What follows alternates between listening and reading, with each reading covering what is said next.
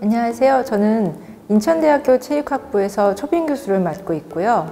또 문화와 스포츠 분야에서 연구와 활동을 하고 있는 딥코리아라는 비영리 단체를 이끌고 있는 고은아라고 합니다. 레가시라는 용어를 처음 들으시면 좀 어렵게 느껴질 수 있는데요. 레가시라는 개념은 사실은 이제 올림픽에서 시작이 됐어요. 쉽게 말하면은 여러분들이 국제 스포츠 이벤트를 개최한다면 이것으로 창출되거나 또는 촉진되는 여러 가지 혜택을 말하는데요. 이러한 혜택이 유형, 무형으로 남아서 지역사회나 또 주민들 그리고 스포츠 분야에 전반적으로 영향을 미치게 됩니다. 근데 특히 이러한 레거시는 그냥 생기는 것이 아니라 반드시 스포츠를 통해서 어떻게 발전을 이루고자 하는 개최 도시나 지역의 비전이 반영이 돼야 돼요. 그래서 다른 말로 레거시는 비전의 결과물이라고도 할 수가 있습니다. 다시 한번 정리해 드리자면 국제 스포츠 이벤트 레거시는 세 가지로 요약할 수 있을 것 같아요. 첫 번째는 국제 스포츠 이벤트 개최를 통하여 창출되거나 촉진되는 유형, 무형의 장기적 혜택이다 라고 정의할 수 있고요.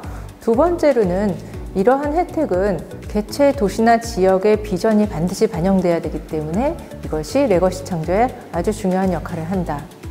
그리고 세 번째로 또 기억하셔야 될 점은 이러한 혜택의 수혜자가 지역사회의 주민, 또 이 종목 스포츠에 참가하는 운동선수, 일반인, 종목단체 등등 여러 분야에 혜택을 주게 된다는 사실입니다.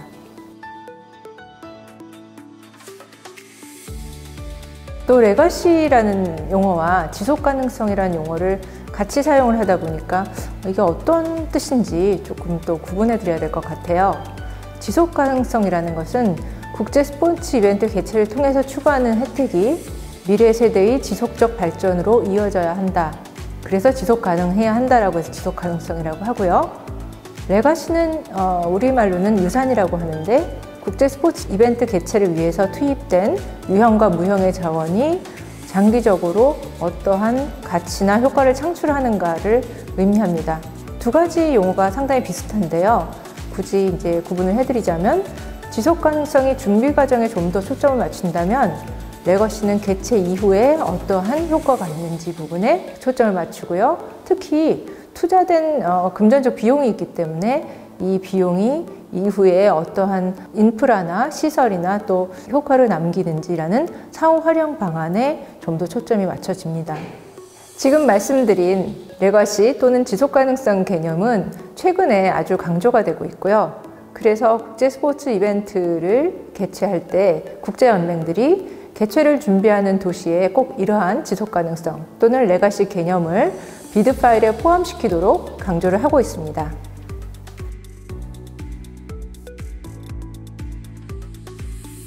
자, 그러면 레거시를 어떻게 계획을 할지 앞서서 스포츠 이벤트의 레거시 영역을 한번 나누어 살펴볼 수 있는데요.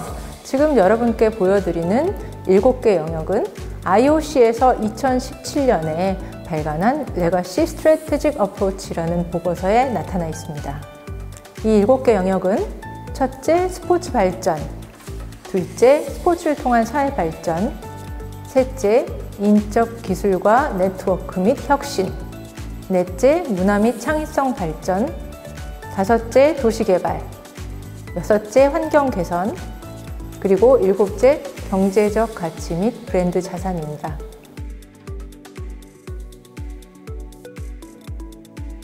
레거시 계획을 하실 때 그러면 언제, 누가, 어떻게 하는지에 대해서 접근해 봐야 되겠죠.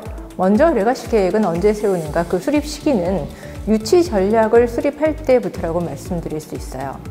유치 전략이라는 것은 개최하고자 하는 국제 스포츠 이벤트를 유치할 수 있도록 하는 그런 유치 성공뿐만이 아니라 유치를 했을 경우에 어떻게 효율적으로 이벤트를 개최할 것인가, 그리고 이벤트가 종료된 이후에는 개최지 발전에 기여하는 레거시를 창출하는 데까지 모두 이어져야 되기 때문이죠. 그래서 유치 전략 수립 시기부터 지속 가능성을 염두에 둔 장기적인 레거시 계획이 필요합니다.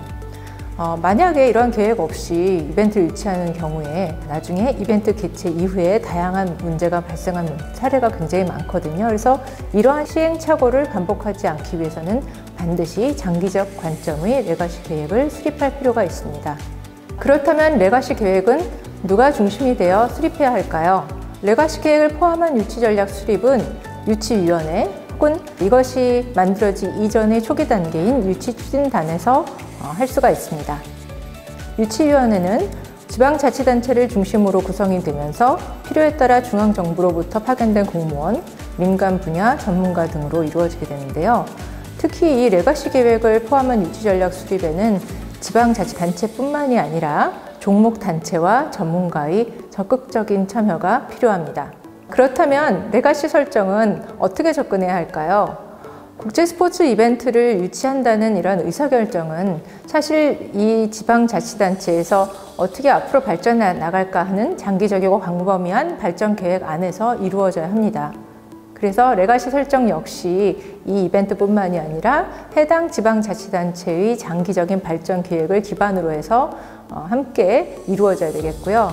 또한 레가시를 설정한 것인지는 앞에서 제가 말씀드린 7가지의 레가시 영역을 참조하시면 좋겠고요. 지방자치단체만의 고유한 비전이 가장 중심이 되어야 하겠습니다.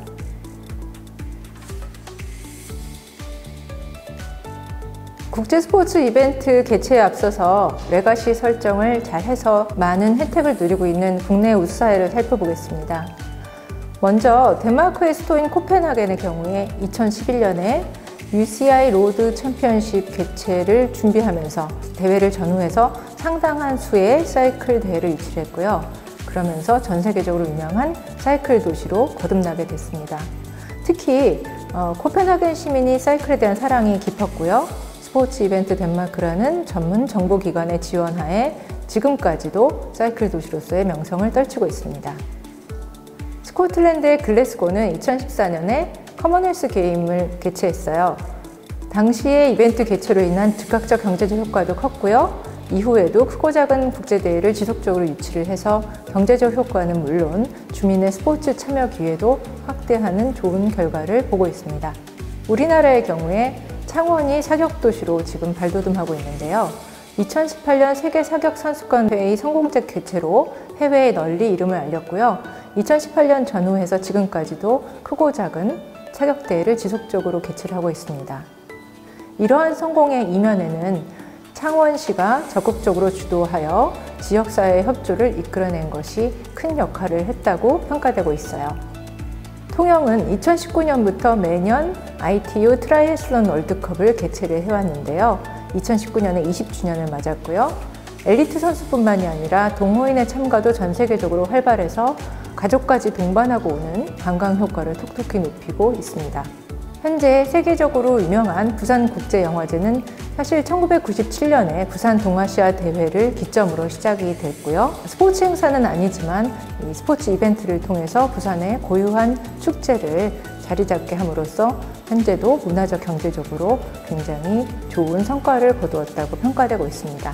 국제 스포츠 이벤트를 유치하고 개최하는 데 있어서 레가시란 것은 멀고 어려운 개념이 아니라는 것을 다시 한번 말씀드리고 싶고요. 레거시는 유치계획 수립 시부터 개최, 그리고 개최 이후에까지 지속적으로 이루어져야 할 일련의 전문적 기획이라는 점, 그리고 국제 스포츠 이벤트 유치를 통해서 개최 도시나 지역이 장기적, 지속적으로 더욱 발전하기 위한 목표이자 그 결과물이라는 점을 말씀드리고 싶습니다.